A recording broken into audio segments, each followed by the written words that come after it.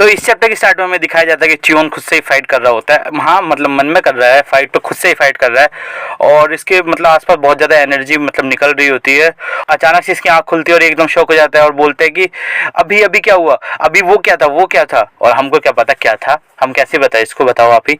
और वो मन में सोच रहा होता है कि मैं बिल्कुल फोकस्ड था अपने बैटल के ऊपर, मैं मतलब बिल्कुल एकदम ऐसे था और मेरी बॉडी क्या कोई टेरेंस फील कर रही है और मेरे हाथ ऐसे हिल कैसे रहे और ये कप कपा रहा है यार, काहे कप कपा रहे हो। और उसके बाद वो मन में बोलता है नहीं ऐसा नहीं हो सकता और वो फिर से मेडिटेट करने लग जाता है और फिर से वो आँख खोलता है और अब इस बार वो खुश हो चुका है और इस बार ये मन में सोच रहा होता है कि मेरी जो इंटरनल एनर्जी थी जो 30 ईयर्स वर्थ थी वो सडनली इंक्रीज हो चुकी है और वो 40 ईयर्स वर्थ हो चुकी है। क्या मेरे को कोई रियलाइजेशन हो चुका है या कुछ हो चुका है। और फिर वो खड़ा हो जाता है और वो मन में सोच रहा होता है कि नैनो की हेल्प के बिना कोई रियलाइजेशन गेन करना वो फॉर्मेशन जरूर मुरीम के मार्शल आर्ट्स के बेस्ट है। और वो भी मन में सोच रहा होता है कि मेरे को लग रहा है कि मैं बटरफ्लाई डांस बेटर तरीके से इस्तेमाल कर सकता हूँ। और फिर सीन शिफ्ट होता है, हम देखते हैं चियोन वही बटरफ्लाई डांस टेक्निक यूज कर रहा होता है और सोच रहा होता है कि अब मैं एयर को बहुत डिफरेंटली कट कर पा रहा हूँ। और वो मन में सोच रहा था कि मेरी रियलाइजेशन ने सिर्फ मेरी इंटरनल एनर्जी को इंक्रीज नहीं किया। और उसके बाद वो रुक जाता है और उसके बाद वो एक चीज देख के हैरान हो जाता है और वो बोलता है कि क्या मैंने मेटलाइजेशन क्यों यूज किया। और उसके हाथ पर वैसा ही कुछ एनर्जी दिखती है जो हमने पिछले एपिसोड में स्वॉर्ड क्लैन के हेयर के ऊपर देख रखी है। पिछला एपिसोड नहीं देखा जाके देखो। और वो मन में सोच रहा होता है कि मैं अभी पूरी तरह से पूरा स्वॉर्ड अपने हाथ पर नहीं कर पा रहा क्योंकि मेरे पास अभी इतनी इंटरनल एनर्जी नहीं है। लेकिन जैसे मैं वो 60 years worth of internal energy हो जाएगी क्योंकि मेरे को अभी तक वो मेडिसिन बॉल भी रिसीव करनी है, सेकंड टेस्ट इसने पास किया है ना। और उसके बाद ये सोचता है कि अगर ये ऐसा हो गया तो मेरे और चियोन जुन चैन के बीच की गैप को बहुत डायरेक्टली डिक्रीज हो जाएगी। और चियोन नैनो से पूछता है कि नैनो मैं कितनी देर से वैसे था। और नैनो बोलती है कि तुम इस स्टेट में 2 घंटे से थे।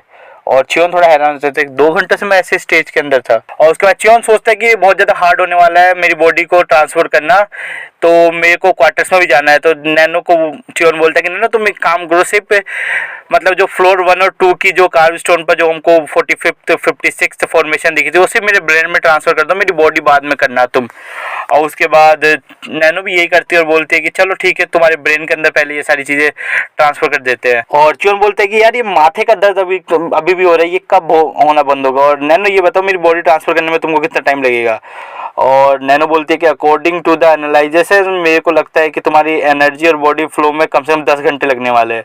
और चियोन बोलते हैं क्या 10 घंटे। और चियोन बोलता है क्या ये बहुत ज़्यादा समय नहीं है, और मेरे को तो बटरफ्लाई डांस में मतलब बहुत कम समय लगा था और ये माना मार्शल आर्ट बहुत ऊपर लेवल की है पर ये बहुत ज़्यादा समय है। और उसके बाद चियोन बोलता है कि अभी किस चीज़ का कोई हेल्प नहीं है तो मैं बाद में आऊँगा और मैं कल आता हूँ बहुत जल्दी। और उसके बाद हम मडावा हाउस टीम 8 का क्वार्टर्स देखते हैं और वहाँ पर चियोन जाकर थोड़ा सा शौक हो जाता है और बोलते हैं कि यहाँ पर तो बहुत सारे कैडेट्स हैं जो अभी तक आए नहीं है, तो क्या वो अभी तक अपने ट्रेनिंग रूम से नहीं आए हो। और वहाँ बोंग आ जाता है और बोलता है मास्टर आप सबसे पहले आए हो।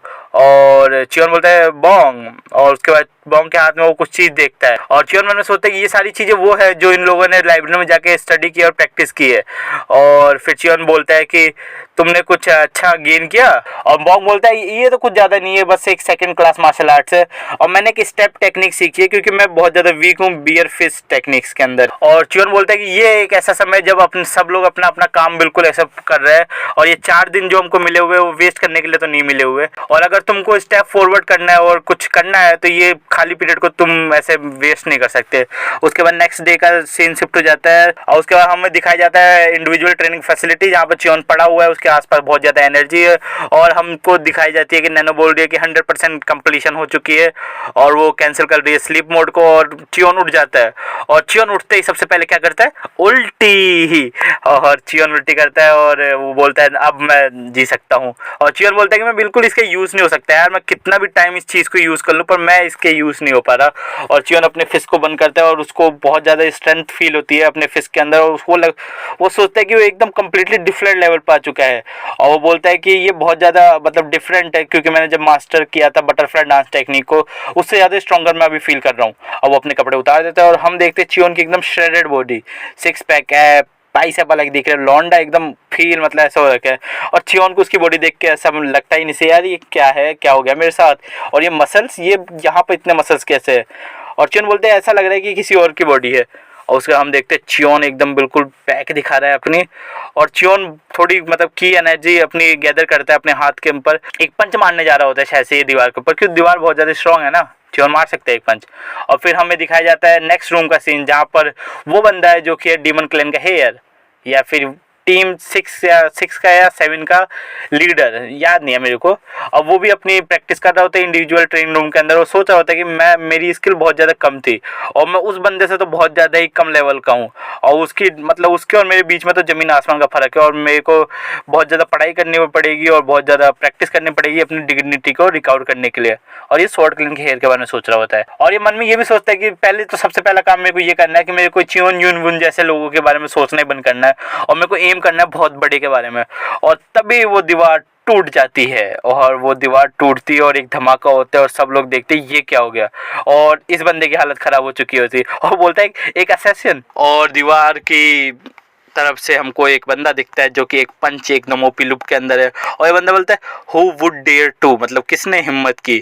और ये बंदे की आंखें बंद होने वाली होती है और हमको दिखता है चियोन यून विन, और इस बंदे की आंखें बंद हो चुकी है। और उसके बाद वहाँ पर गार्ड्स आ जाते हैं और बोल रहे होते हैं माना ये तुम्हारा इंडिविजुअल ट्रेनिंग रूम है, पर तुम एक पंच कैसे कर सकते हो एक दीवार के अंदर जहाँ पर सारे कैडेट्स यहाँ पर वो करते हैं, ट्रेनिंग करते हैं। और क्या हो अगर वो कोई सीरियस मेडिटेशन कर रहे होंगे तो वो पर्सन वहीं पर मर सकता है। और थोड़ा सा थैंकफुल है ना कैडेट 108 के लिए, क्योंकि अभी तक जिंदा है, नहीं तो तुम इस एकेडमी से एक्सपेल हो सकते थे, और ये तुम्हारी रिपोर्ट के अंदर जाने वाला था, ये अपने दिमाग के अंदर रहना। चियोन बोलता है मेरे को माफ कर दो मालिक प्लीज। और गार्ड बोलता है कि तुमको फॉरबिडन किया जा रहा है ट्रेनिंग रूम यूज करने के फर्स्ट और सेकंड फ्लोर के, तुम जाके बेसमेंट में अपनी ट्रेनिंग कर सकते हो। अगर तुमने वहां पर भी कुछ ऐसा तोड़फोड़ किया तो तुम इंडिविजुअल ट्रेनिंग रूम के लायक ही नहीं है, तुमको हम देंगे नहीं इंडिविजुअल ट्रेनिंग रूम। और ये चियोन की गलती है यार, ये तो पावरफुल है ना। और चियोन बोलता है हाँ मैं समझ गया यार, मैं बहुत ज्यादा केयरफुल रहूंगा। और वो गार्ड चियोन को जाते हुए देख के बोलता है कि एक वॉल को ब्रेक करना जो कि स्टोन से बना हुआ है और जो डेकेड से हार्डन होने वाला है, क्या इसने अपनी इंटरनल एनर्जी की लिमिट्स को एक्सीड कर दिया है। और फिर चियोन नैनो को बोलते हैं नैनो मैं इतना ज्यादा पावरफुल क्यों बन गया हूँ, मेरे को नहीं लगा था मैं इस ट्रेनिंग रूम के वॉल के अंदर से पंच मार सकता हूँ। मास्टर्स की मसल ने और एनर्जी फोन ने उनकी लिमिट को रीच कर लिया है। और चियोन बोलते क्या, और नैनो आगे बोलती रहती है कि तुम्हारी मसल्स और एनर्जी फोन ने अपने बॉडी के अटमोस्ट टॉप लेवल को अचीव कर लिया और तुम इस समय तक तो सफायर के अंदर भी ट्रेसेस छोड़ दोगे, वो भी अपने फिजिकल स्ट्रेंथ है।